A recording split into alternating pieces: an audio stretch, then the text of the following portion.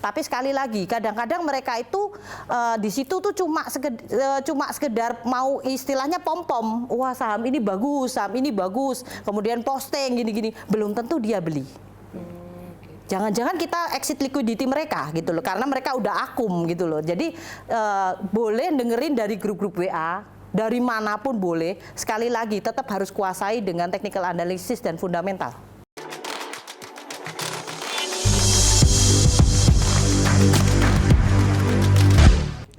Halo Smart Investor, selamat datang di Bareksa Insight bersama saya Hanum Kusuma Dewi. Dan kali ini saya ditemani oleh investment analis Bareksa yaitu Arianto Diposutjahyo. Halo Smart Investor. Kali ini kita kedatangan tamu yang sangat jauh nih ya dari Surabaya datang ke kantor Bareksa, dan pada topik kali ini kita akan membahas tentang investasi generasi ke generasi. Ini juga terkait dengan investasi saham. Nah, mari kita sambut ya narasumber kita, yaitu Ibu Lilik Andriani dan Wilson Tirta. Halo, selamat datang. Aku panggilnya Mama aja kali ya. Oh iya, terserah lah. Mama Wilson ya. Iya. Ini mereka juga udah cukup banyak ya portofolio di saham gitu ya. Mungkin bisa diceritakan gitu tentang investasi saham, atau mulainya itu dari mana sih bisa kenal investasi? Mungkin dari Mama dulu kali. Kalau saya sih sebenarnya investasi itu udah, investasi kalau di bidang saham ya, itu udah kira-kira 15 tahun yang lalu. Tapi karena waktu itu ilmunya enggak komplit ya, saya cuma ikut-ikutan ya, akhirnya porto saya tuh begitu dibuka, itu ada saham yang delisting malahan di situ.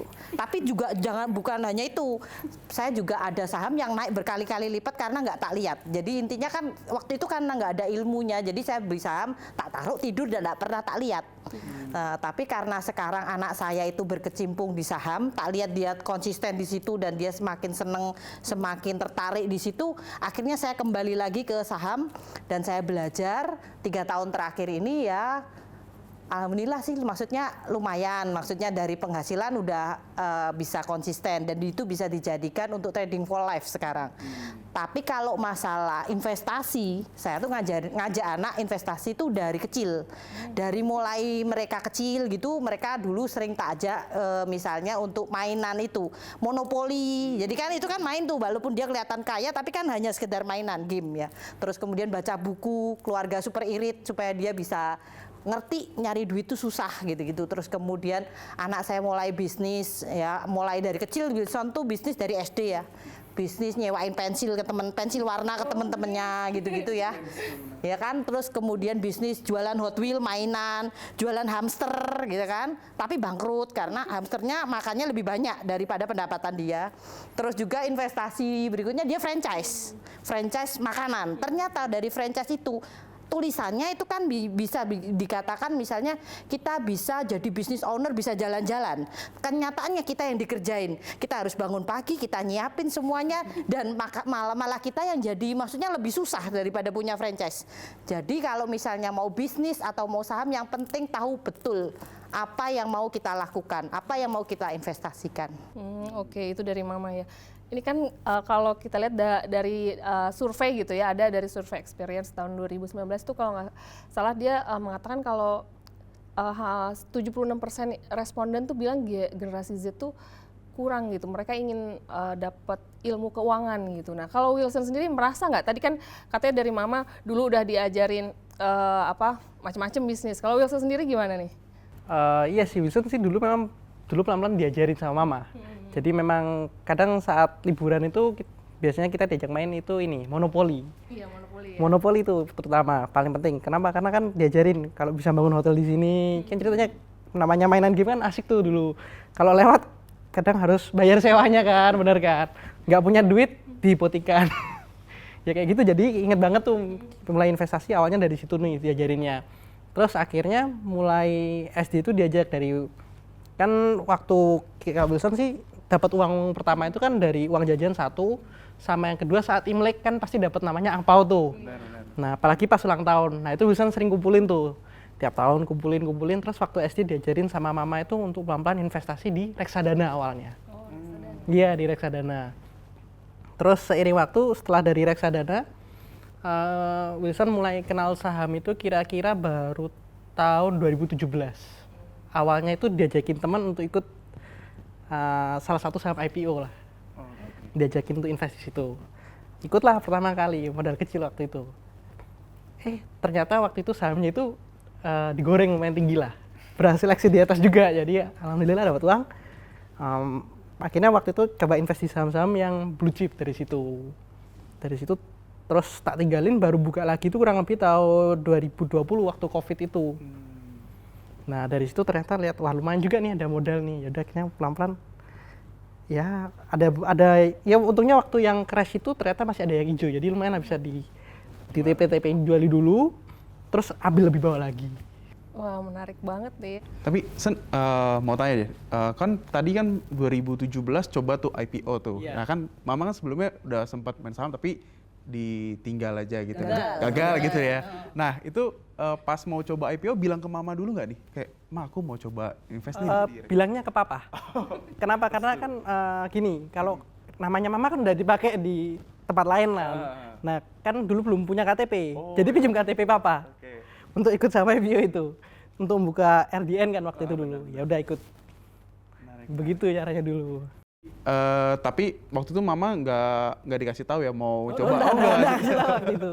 Untung naik ya berarti. Untung naik gitu.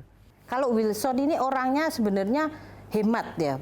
Hemat apa pelit ya sebenarnya ya. Soalnya beda tipis kan ya. Dia tuh orangnya suka gini, ke pengeluaran dia dengan pemasukan dia itu kayak compound interest. Jadi dia selalu menyisihkan, yang penting konsisten. Jadi uang itu akhirnya diputar sama dia. Dia tuh selalu main di situ. Jadi nggak terasa kan namanya modal diputer itu penghasilannya lebih gede gitu loh. Jadi kalau misalnya anak ini kelihatannya kalau tiap hari dilihat tuh kelihatannya selalu kelihatan miskin terus gitu loh. Dengan dia tuh maksudnya hemat ya. Dia bawa minum kemana-mana gitu loh. Kadang-kadang dia bawa makanan sendiri gitu loh. Jadi dan kadang-kadang dia masih mau makanan yang kemarin. Nah jadi anak ini memang sudah tahu mindsetnya tuh udah dapet kalau cari duit itu susah. Terus kita tuh harus pakai uang maksudnya sesuai dengan kebutuhan, bukan untuk yang misalnya untuk flexing atau gimana. Kalau bersyukurnya Wilson gitu, jadinya lumayan ngerti lah. Nah terus kalau milih-milih saham gitu ya, itu sumbernya dari mana? Tadi kan kalau Wilson katanya dari temen gitu, atau ada sumber misalnya baca di koran atau mungkin dari rekomendasi grup-grup tertentu gitu. Kalau saya ya, kalau saya karena saya tuh males kalau suruh analisa ya kan, technical analysis, fundamental gitu-gitu saya nggak terlalu paham di situ. Tapi saya biasanya ngikutin dari grup-grup WA, dari Telegram ya toh. Jujur nih ya, jujur. Jadi saya ngikutinnya dari situ. Dari situ kan biasanya nggak mungkin dong saya ngawasin ada 800 saham terus saya pantengi satu-satu kan nggak mungkin. Jadi tuh ya saya tuh juga member dari Cak Investment Club ya kan. Di situ tuh kan saya tahu orang-orang di dalamnya, saya tahu foundernya ya, dan mereka memang praktisi di saham. Jadi bukan sekedar kalau misalnya menang gitu ya, cuan terus posting gitu ya, padahal itu porto orang lain, tapi memang aku ngerti orang-orang di dalamnya tuh memang bener-bener praktisi di saham. Jadi mereka lebih tahu. Jadi aku juga tergabung di beberapa grup Telegram dan grup WA. Tapi sekali lagi, kadang-kadang mereka itu di situ tuh cuma sekedar mau istilahnya pom-pom. Wah, saham ini bagus, kemudian posting gini-gini, belum tentu dia beli. Jangan-jangan kita exit liquidity mereka gitu loh, karena mereka udah akum gitu loh. Jadi boleh dengerin dari grup-grup WA, dari manapun boleh. Sekali lagi tetap harus kuasai dengan technical analysis dan fundamental. Nah ini technical analysis fundamental gimana nih Wilson? Belajar sendiri atau gimana? Dulu belum banyak nih kelas-kelas saham. Jadi dulu belajarnya dari YouTube yang di US banyaknya dulu. Terus harus ditranslate sendiri waktu itu dulu. Terus dari situ pelan-pelan kan ditranslate terus dicoba diterapin di Indonesia. Ada yang berhasil, ada yang gagal lah. Tapi sekali lagi kalau Wilson milih saham, itu caranya satu. Wilson lihat makroekonominya dulu gimana nih. Jadi global marketnya gimana, regional market Asia gimana. Baru Wilson kira-kira tentu ini kira-kira ini bagusnya ke depan sektornya di mana nih. Kadang Wilson juga minta tolong sama teman-teman analis untuk cekin dari biasanya ada namanya Bloomberg RRG. Jadi kelihatan rotasi nih kira-kira yang mana nih sektor yang bakal bagus seminggu ke depan ini, atau yang mana yang bakal turun, ada yang bakal jadi lagging atau jadi kurang bagus. Nah dari situ Wilson baru analisa nih. Dari sektor itu Wilson cari emiten mana nih yang kira-kira masih under value dan bakal naik ke depannya. Itu untuk yang investing yang bisa jangka panjang atau biasanya Wilson swingin. Tapi kalau untuk yang scalping beda lagi Wilson cara mainnya.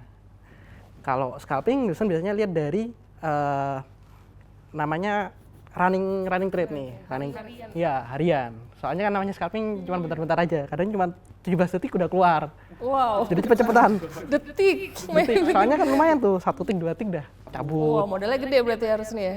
Iya, enggak lah. Kita kan cuma retail jadi ya copet-copet kecil-kecil aja. Yang penting cukup buat uang jajan lah. Oke. Terus biasanya Wilson lihat dari ini kan, trade book juga kira-kira udannya berapa banyak di bawah, apa banyak di atas. Kira-kira dari bid offer juga kelihatan nih. Kira-kira bid offer ini sengaja dibanyakin untuk diakumulasi atau ditebelin lagi untuk jualan yang di offernya nih. Nah itu kadang kita harus tahu. Nah untuk melihat taunya itu dari mana, satu-satunya yang nggak bisa bohong itu volume. Karena volume itu kan mau nggak mau harus makan tuh barang, nggak bisa secara bid offer aja.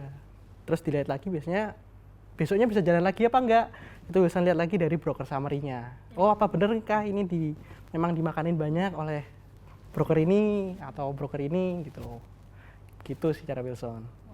Tapi kalau mungkin kan udah dari kalau Mama Wilson kan udah lama, 15 tahun lalu, Wilson dari 2017. Nah mungkin boleh masing-masing diceritain kerugian yang paling dalam di saat apa, di saham apa atau investasi apa, dan paling cuan tertinggi di mana nih gitu di saham apa, pernah pengalaman selama lebih dari 15 tahun tuh Mama? Kalau saya tuh sering di ghosting saham ya. Jadi gini, kira-kira kan ini udah harga termurah nih ya kan, beli masuk, besoknya ARB, kesel kan gitu loh. Itu sakit hati banget gitu loh. Terus kadang-kadang milih saham tuh sebenarnya ini sih intinya kayak milih pacar nih sebenarnya ya kan. Ini intermezzo ya kan. Jadi kalau milih saham tuh yang pertama ya, kalau saham tuh kelihatannya ceweknya nih cakep ya kan, rajin. Ya, terus maksudnya ini prospeknya bagus ya kan.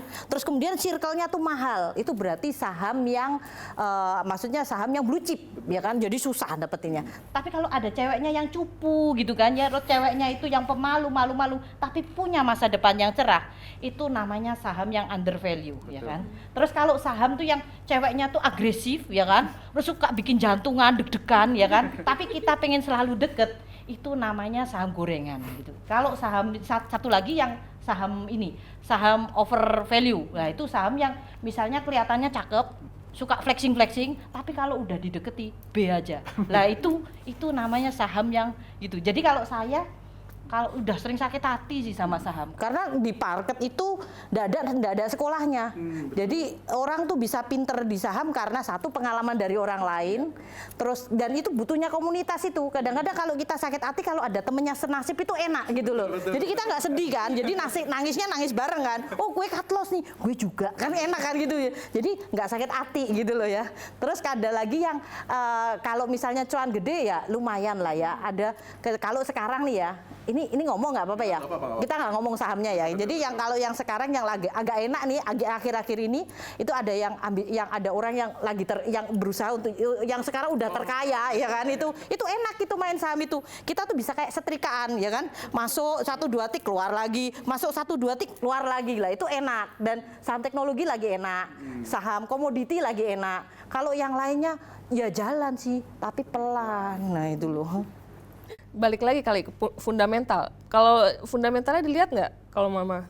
Oh kalau saya sih senangnya gini sih, kalau saya senangnya dari ini, lihat dari perusahaan itu bukan lihat dari harga sahamnya. Aku senang lihat dari bisnis itu. Perusahaan itu prospek nggak ke depan, dan itu ada rotasi di mana industri itu lagi rising, di mana fund banyak duit banyak ngeflow ke situ.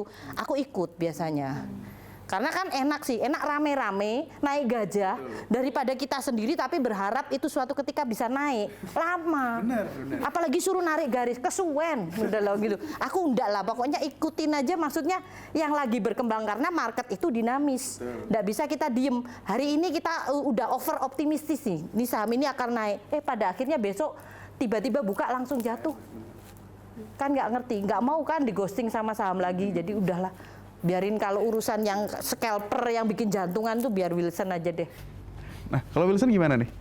Kalau saya waktu itu pernah yaitu satu paling besar waktu itu yang IPO pertama itu. Oh, oke. Itu yang bantu bisa dapetin modal cukup gede waktu itu. Terus habis itu pernah dapet tuh dari sektor teknologi, kurang lebih emitennya IPO kurang lebih 2 tahun lalu itu. Oh, ini berarti emang teknologi ini apa pendongkrak Iya, foto ya untuk sekarang ini kan dia memang paling bagus lah itu aja. Ya salah satu sektor yang bisa buat orang kaya juga lah. Benar-benar. Kan ada beberapa orang terkaya yang di listnya Forbes itu yang Indonesia, ada yang memang banyaknya rata-rata ada yang kaya dari teknologi. Betul. Terus selain dari teknologi waktu itu ada emiten yang jualan bahan kimia itu ada tuh. Itu juga lumayan tuh. Oke. Terus kalau yang rugi paling dalam waktu itu emiten batu bara waktu itu. Sama ada kelapa sawit tapi udah cukup lama.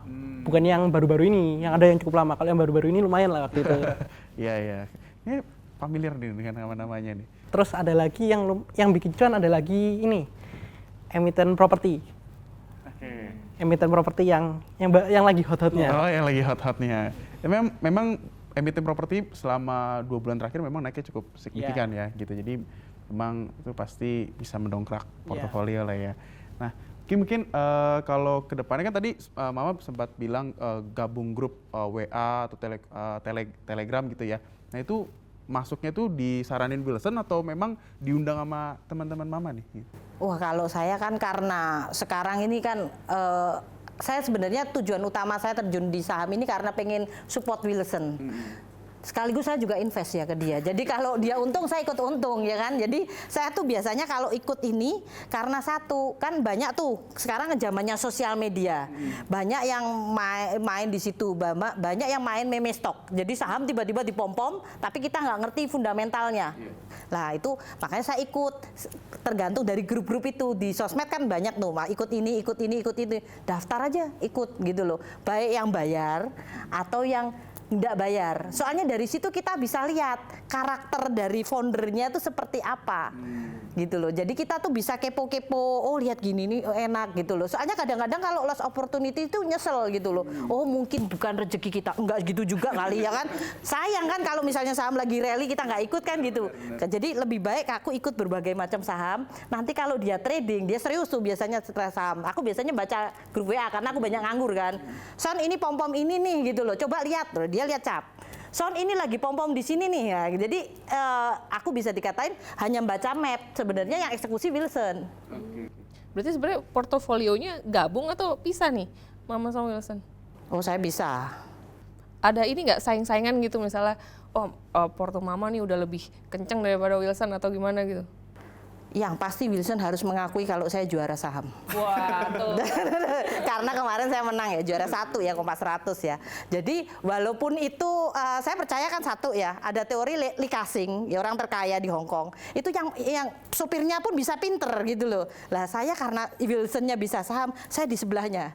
Jadi kalau dia masuk tak tungguin aja, kalau misalnya lagi turun aku masuk gitu loh. Jadi bukan berarti aku pinter, karena sebenarnya anak-anak aku yang lebih ngerti gitu loh. Aku cuma ikut-ikutan aja. Terus aku kan juga masih suka pergi, masih demen belanja online, masih suka berkebun, masih suka menikmati hidup. Jadi belum ini. Jadi kalau aku lebih baik gini, dia tetap trading tapi aku juga milih saham-saham yang emisinya value investing. Betul. Jadi lebih tenang kan, nggak jantungan kan, daripada aku ngikut dia ya kan, bisa main kayak setrikaan gitu-gitu, kedip aja udah harganya turun. Nah lebih baik jadi aku ada saham yang memang kita kelola, tapi setiap akhir minggu kita biasanya kalau hari Sabtu atau Jumat malam kita tuh rekapan. Kita rekapan saham-saham apa yang kita ambil dari minggu lalu, kemudian kenapa kita mengambil saham ini, terus kita gainnya berapa, lossnya berapa.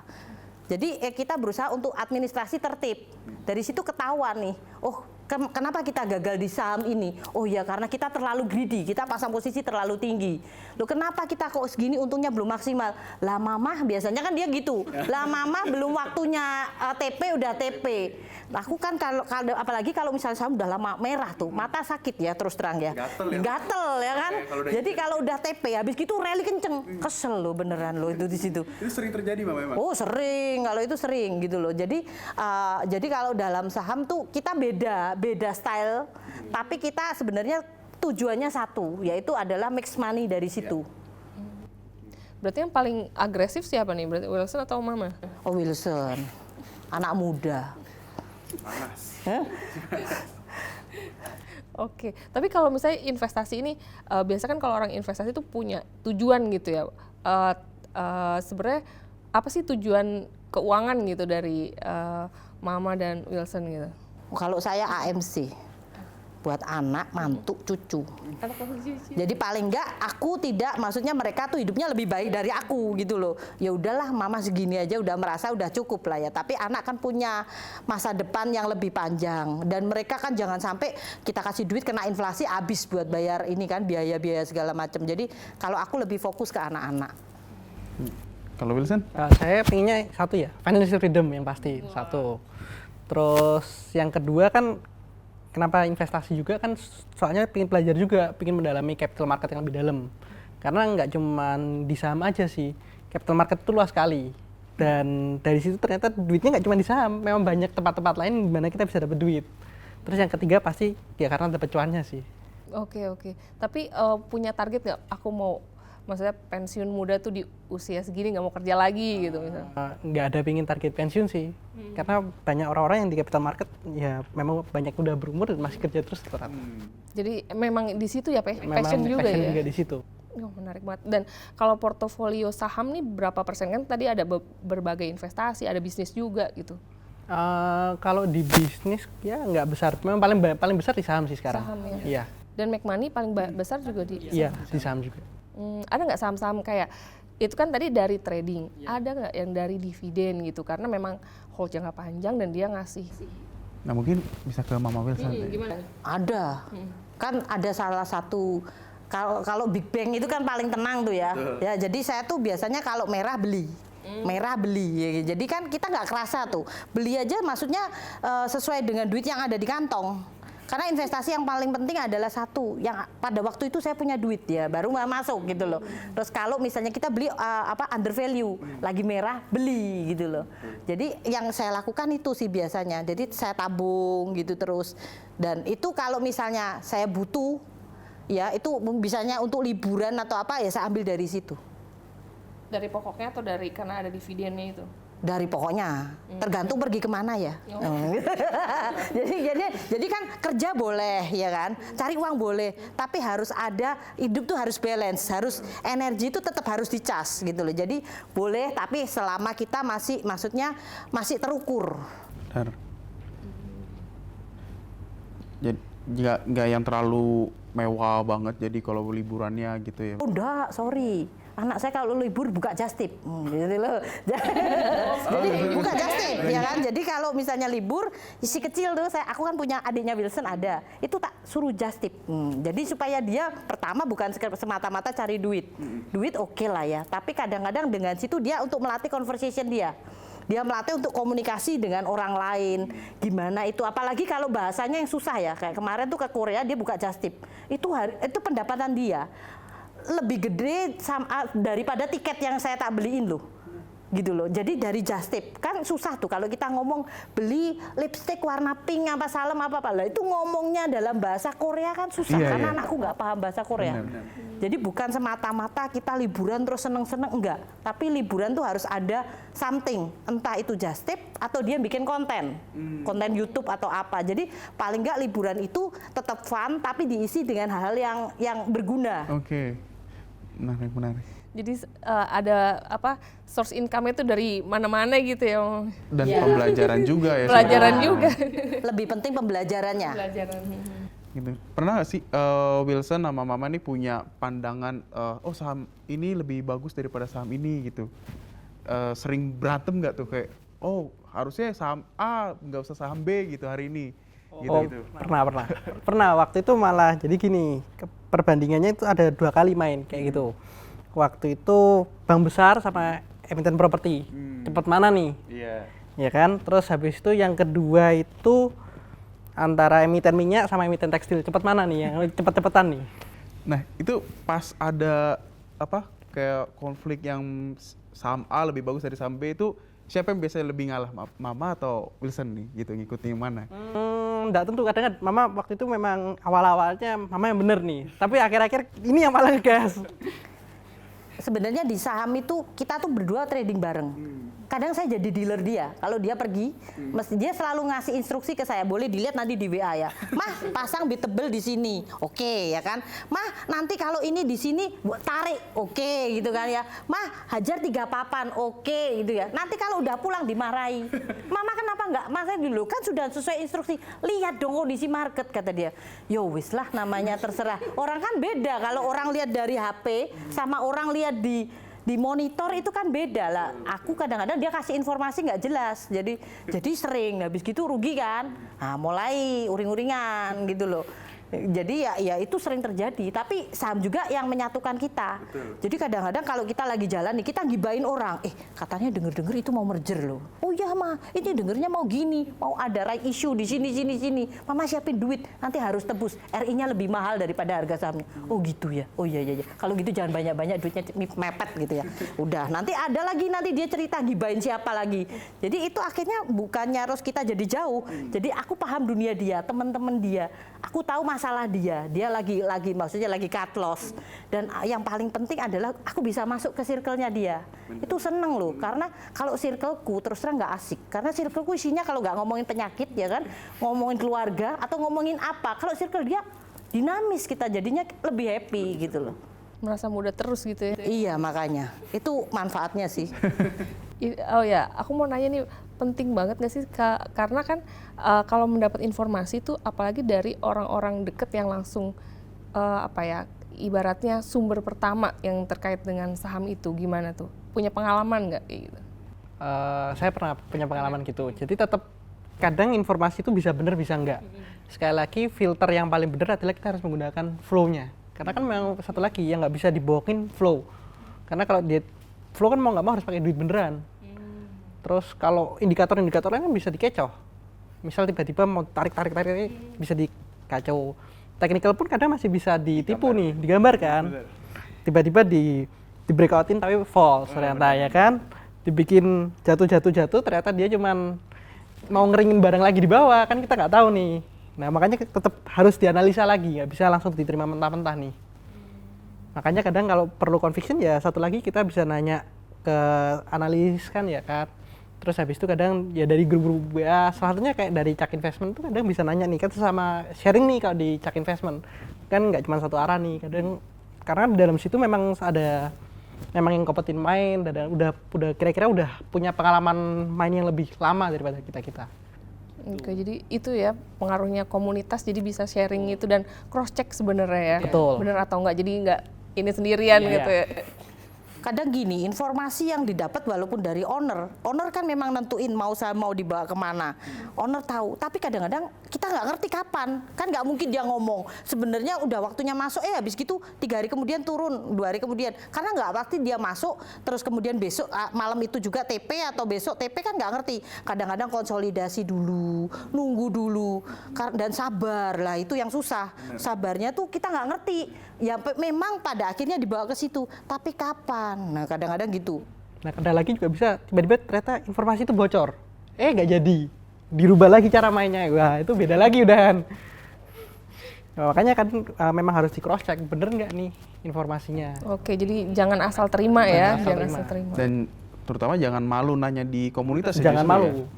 Takutnya kan kalau buat ada investor pemula gitu kan, Ya, ikut temennya gitu. Ya intinya satu, jangan FOMO sama jangan mudah terkena pom-pom. Betul. Pernah tuh kena gitu? Dulu pernah, waktu nggak paham saham masih kulit lah. Berarti pas pertama kali belajar saham ikut kelas berbayar dulu yang investor lokal atau enggak? Dulu pernah ikut kelas-kelas gitu pernah. Jadi sampai sekarang masih ikut sih, kadang ikut kelas. Kan kadang memang kalau di dunia saham itu pasti update terus. Betul. Jadi makanya kita harus ngikutin. Nggak bisa kita diem pakai ilmu ini terus, nggak bisa. Karena pasti akan selalu update di dunia saham. Kadang ada peraturan baru kan bisa menentukan kebijakan lain lagi nih. Dan di saham kan sekarang ada lagi muncul itu algo. Nah, itu kan juga terus ada quant analisis. Jadi sekarang itu kalau di saham atau di bidang apapun intinya harus terus belajar sih, harus dinamis, harus tetap ngikutin apa itu sekarang yang lagi ini. Karena sekali kita meleng, kita nggak ngerti, ya toh, padahal di sana banyak tool-tool yang dipakai dan kita nggak jelas, akhirnya malah bias. Ada nggak sih maksudnya satu indikator atau pegangan nih? Saya biasanya pegang kalau yang indikatornya ini nih ini biasanya saya bisa jangka panjang. Kalau yang ini untuk trading cepat aja gitu misalnya. Ada nggak dari Wilson mungkin? Bukan di satu ini ya, tapi di satu emiten kadang ada indikator khusus yang biasanya kita kan kadang kita udah hafal nih kurang lebih cara mainnya gimana, ya udah kita ikutin aja. Kira-kira kalau misalnya tiba-tiba udah nyentuh harga segini, ada kejadian bidnya segini, tiba-tiba dimakan langsung, nah biasanya mau bakal terjadi sesuatu nih. Kadang beberapa kali saham itu bisa ketahuan. Kalau diikutin apal cara pola permainannya bisa diikutin. Oke, jadi harus ini ya pantau terus ya. Gitu. Ya. Dan saham itu sebenarnya kalau kayak saya tuh kayak anak sendiri. Jadi namanya kita orang tua ya, kita harus tahu saham itu karakteristiknya seperti apa, sifatnya seperti apa, ya itu enak. Jadi kita tuh ngerti nih kalau udah mulai uget-uget ya kan, udah mulai kelihatan nih uget-uget nih, udah mulai bitnya rapi gitu kan, udah mulai ininya ditebelin, itu berarti waktunya atau waktunya exit ya kan. Kalau kita punya barang harus cepet-cepet bersih gitu loh. Itu kita harus kayak sense seorang orang tua. Kalau mama kan ngerti tuh anaknya lagi bad mood gimana. Lah saham tuh kayak anak. Jadi kita tuh harus kenali bener-bener. Dan yang penting adalah kenali MM-nya. Kalau bisa tahu kan pola permainannya. Kalau misalnya nih habis ini kan kelihatan tuh dia udah akum beberapa hari terus kemudian tiba-tiba ditarik ya kan. Nggak lama pasti dia guyur. Betul. Jadi harus cepet-cepet keluar gitu loh. Makanya lebih baik fokus di satu atau dua saham aja. Kalau misalnya main scalping ya apalagi ya. Tapi kalau kita main value lebih tenang. Kalau kita main yang scalping itu benar-benar kita nggak ngerti perubahan yang terjadi. Jangan kita terlalu yakin, FOMO, hajar semua, habis gitu loh. Aku pernah soalnya di situ. Bukannya kelihatannya wow ini bakalnya untung sekian ya kan, kita bukan seorang dukun yang bisa menebak nanti dari sini teknikal kita bisa ngerti, itu hanya untuk ngukur risk dan reward kita. Betul. Gimana kalau kita loss gini, siap nggak mentalnya? Jadi gitu sih biasanya yang tak lakuin sama Wilson, karena aku ngingetin ada beberapa bandar yang karakternya udah bisa tak baca gitu loh. Jadi kalau udah gitu taruh aja sandal, kalau nganggur ya lagi iseng nih ya, taruh aja sandal gini kan. Habis ini main ini mesti nggak lama ini, habis ini mesti ini, kalau ini masanya habis ini gitu loh. Tapi sandalnya kalau itu sandal murah aja, jangan sandal Hermes ya. Kalau sandal Hermes kan kita ngerti kan modalnya gede, kita deg-degan. Kalau sandal murah kan oh nggak apa-apa lah, hilang paling 1 lot 2 lot kan nggak masalah gitu. Lalu kalau kita langsung gede habis. Benar. Nah, kalau dari Wilson sendiri strateginya untuk kalau misalnya scalper apakah dibatasin 5 atau berapa nih kalau untuk watchlistnya? Watchlistnya biasanya 3 udah cukup. 3 udah cukup. Kadang kan nggak main saham utamanya, main waran terstrukturnya. Oh, Itu yang lebih asik biasanya. Kan gitu kerasa nih deg-degannya. Jadi kan kita bisa milih nih, daripada berobat ke dokter mending berobat di market aja udah. Kan kerasa nih cuan atau cut loss nih. Tapi biasanya emang itu pilihnya kalau misalnya kan waran terstruktur kan volatile banget ya, bisa sampai 1 kan. Bisa. Nah, itu untuk buat yakin tuh masuk itu apakah ngeliat yang utamanya dulu atau ada benar-benar purely technical aja? Habis lihat induknya jangan lupa lihat matriksnya gimana. Kan kelihatan nih kadang dari sekuritas mana, kelihatan nih matriks baranya mulai segini, terus sensitivitasnya berapa tikan, kelihatan, terus expired kapan. Jangan lupa kalau expirednya deket-deket jangan lupa jualan. Kalau enggak ya udah hilang. Iya benar. Nah sih kalau main saham terstruktur sih, maksudnya kita jarang ngelihat orang untuk main saham terstruktur ya gitu. Karena mungkin belum familiar juga cara menebusnya mungkin, karena kan di pas zaman Covid tuh pertumbuhan investor retail tuh kenceng banget nih ya. Gitu. Dilihat dari grupnya Caknya aja sendiri, banyak banget. Dulu join awal-awal cuma 130, sekarang udah lebih banyak lagi. Sekarang berapa? Ingat ya? Ada berapa? Wah, sekarang kalau nggak salah 355-an. 800. Wah, banyak nih. 800-an. Dan semuanya aktif tuh kalau dilihat-lihat ya. Praktisi soalnya benar. Itu sih kuncinya. Praktisi ada di sana, big player pun juga ada di sana. Wah, lengkap lah. Benar. Kadang suka ngeliat nama-nama besar kalau iya, komen ada kalau komen kan kita juga serem juga nih. Oke nih. Wah, ini udah mau deket akhir nih. Mungkin bisa ini ya. Kasih tips gitu ya buat smart investor nih kalau yang mau investasi saham. Mungkin dari Wilson dulu yang generasi muda sama generasi mamanya yang seperti apa nih? Kalau Wilson sendiri sih ada 3 sih. Satu, jangan FOMO, jangan mudah terkena pom-pom, pahami resiko, sama harus risk management. Ya. Oke. Oke, pahami risiko, risk management. Kalau dari Mama gimana? Kalau saya ini ya, kalau misalnya untuk trader pemula, apalagi kalau bisa tuh terjun dalam usia muda, karena ada kesempatan untuk belajar lebih lama. Betul.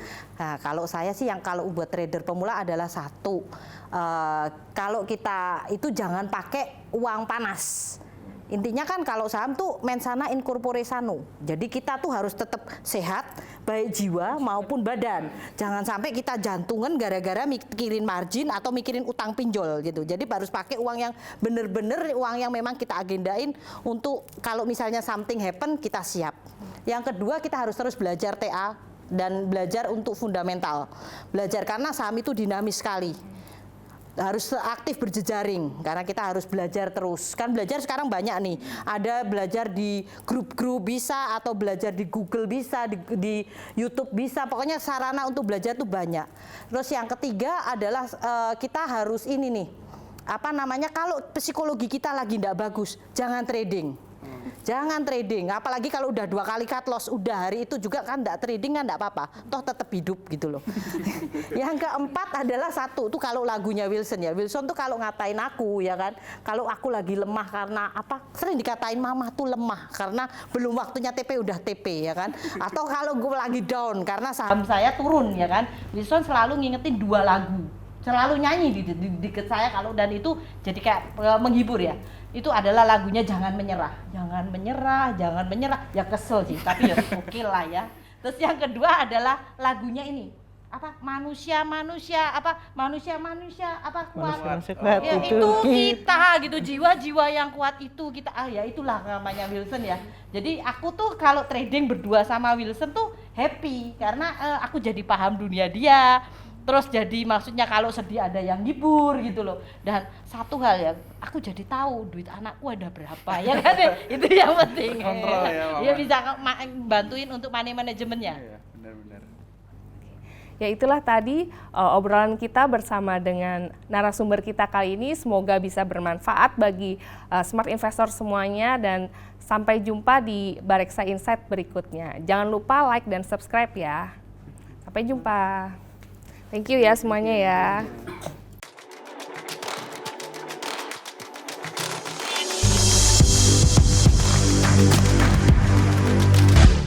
Bareksa Insight.